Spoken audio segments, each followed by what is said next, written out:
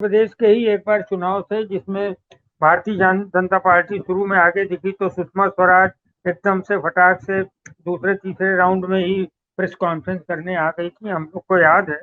तो उसके बाद मालूम पड़ा भारतीय जनता पार्टी कहीं नहीं रही। तो ऐसा बहुत बार होता है और होप सो कि ऐसा हो ही। लेकिन हम लोगों को और भी इसमें बहुत नए ढंग से बात करनी पड़ेगी। ये चुनाव अगर अखिलेश यादव जीतते हैं तो बात यहीं पर जीते या मान लो कि कुछ भी सीटों से रह जाते हैं, तो एक साथ मिलकर तमाम दलों को एक कोशिश ये करनी चाहिए, देश से ईवीएम को हटाने की एक मुहिम छोड़नी चाहिए। और ये मुहिम अब तक जो है 2014 से जिस ढंग से इसका ये ईवीएम का दुरुपयोग कर रही है भारतीय जनता पार्टी, उसके खिलाफ कोई एक बड़ा सॉलिड स्टेप नहीं उठाया गया है। तो वो स्टेप उठाना चाहिए और सारे दलों को मिलकर उठाना चाहिए, क्योंकि नरेंद्र मोदी ने जो ये आपने जो प्रश्न किया उसमें तो यही उसका उत्तर है कि ऐसी परिस्थितियों में कुछ भी निर्णय होता है और अचानक ही बहुत बड़ा परिवर्तन भी होता है और हम चाहेंगे कि हो।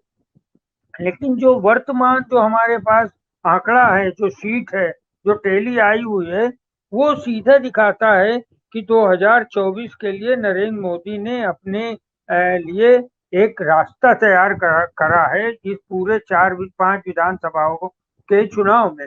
और अभी कुछ इसके विधान राज्यसभा के भी चुनाव हैं और राष्ट्रपति के भी चुनाव। और बड़ी अजीब सी बात है कि 4 प्रांतों में भारतीय जनता पार्टी की विजय दिख रही है, कम से कम टैली में। तो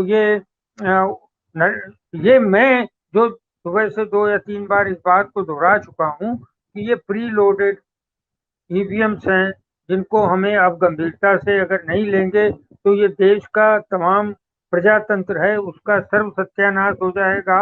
और अभी अनिल जी ने बड़ी कीमती बात कही कि जो डीएम है, जो चुनाव आयुक्त भी होता है उस शहर का, उसने अगर एक बार आपको सर्टिफिकेट विजय का दे दिया, कल जो कहा था अखिलेश यादव ने कि एक ऑर्डर ऐसा हुआ है कि जहां सपा जीत रही हो वहां पर स्लो कर देनी चाहिए काउंटिंग। तो स्लो काउंटिंग करने का मतलब यही है कि आप उनको उबा दें, उनके जो कैंडिडेट्स हैं, और बाकी ये जो र्यूमर फैल रही है कि भारतीय जी। जनता पार्टी आगे है, तो इस हिसाब से वो अंत में झोल फोल में उनका सर्टिफिकेट साइन करके भाजपा वाले को दे दें। और एक बार जो सर्टिफिकेट उनका साइन होके डीएम का चला जाता है तो फिर आपके पास सिर्फ अदालत बचती और कोई नहीं आपके पास वो रहता है। तो ये जो नरेश उत्तम है, उन्होंने जो बोला है वो बहुत सही बोला है कि आखिरी वक्त में आप लोग वहीं रहें और कोई भी गड़बड़ी करने होने वाली हो तो वहां रुकें और आशा जी। करनी चाहिए कि बेहतर परिणाम सामने आए। रूफी, जी। तो ये जो अंकित भारती का आपने आखिरी में नाम लिया सैदपुर विधानसभा से, मैं पिछले बार जो 5 साल पहले उनके खिलाफ भारतीय जनता पार्टी के सुभाष पासी हैं, सुभाष पासी इसके पहले और अखिलेश यादव के बड़े करीब भी थे। सुभाष पासी 2 बार समाजवादी पार्टी से विधायक चुने गए हैं लगातार। मैं सैदपुर और बनारस कई बार गया हूँ और सुभाष पासी एक्चुअली बम्बई में ही रहते हैं। और लेकिन और उनको बल्कि राजनीति में लाया ही मैं हूँ और वो मुझे राजनीति में अपना गुरु मानते हैं।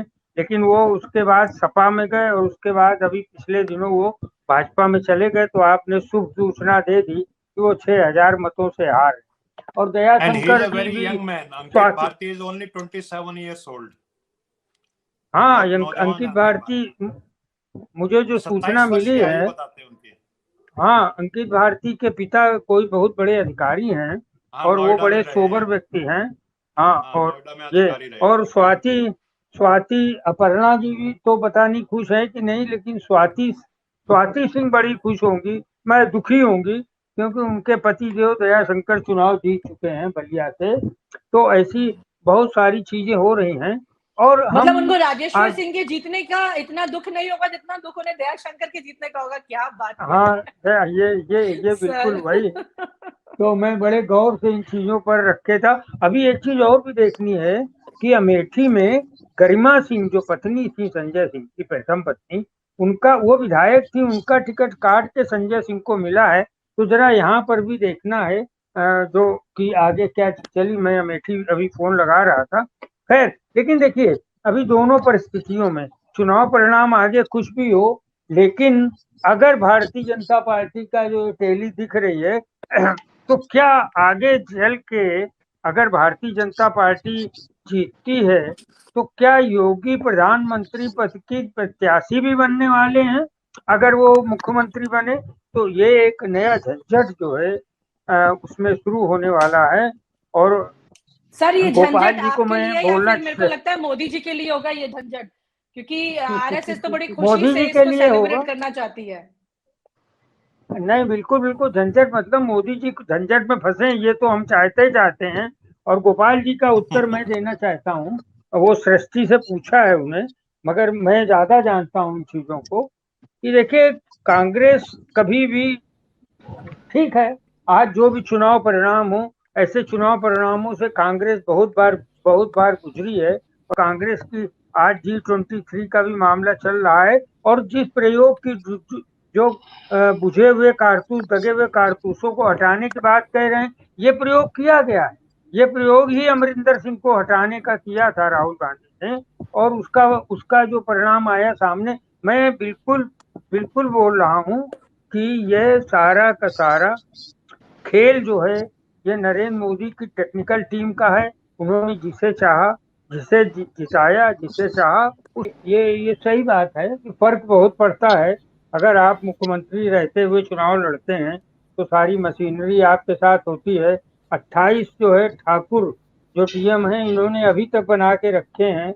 और नहीं, 20 ठाकुर डीएम और 18 ठाकुर एसएसपी इन्होंने बना के अलग अलग, यानी ये करीब 38 लोग संख्या होती है, 38 शहरों की, जहाँ पर अगर 4 से गुणा कर दें तो कम से कम 150 के लगभग सीटें हैं जिनको प्रभावित करने के लिए योगी ने अपने अधिकारियों को रख रखा था। तो जब भी आप मुख्यमंत्री रहते हुए चुनाव लड़ते हैं तो पूरा का पूरा एक अधिकारी, शासन, सत्ता, ताकत, ये सब आपके सब पास होती है और आप उसका बेहतर उपयोग कर सकते हैं।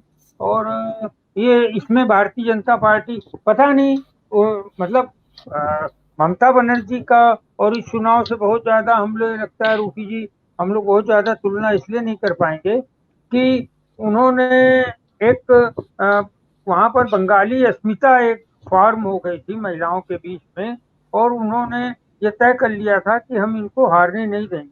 लेकिन यहाँ पर तो, और बंगाल का चुनाव, मैं बोल रहा हूँ कि बंगाल का चुनाव का रास्ता दिल्ली नहीं जाता है। तो इसलिए मोदी जी को वहाँ की हार को जीत में बदलने के लिए कुछ मैनेजमेंट नहीं करना पड़ा। लेकिन अब चूंकि उत्तर प्रदेश का रास्ता तो सीधा दिल्ली जाता है, इसलिए यहाँ की अपनी हार को, भाजपा की हार को इन्होंने जीत में बदलने के लिए जो छल छल प्रपंच किया है, जी ईवीएम के जी। माध्यम से, अधिकारियों के माध्यम से, वो सारी चीजें अब आपके सामने धीरे तो धीरे गोपाल, और आप हमसे जुड़े रहने के लिए सब्सक्राइब करें YouTube पर, फॉलो करें Twitter पर और लाइक करें Facebook पर। और ज्यादा जानकारी के लिए आपको टाइप करना होगा सिर्फ न्यूज नशा।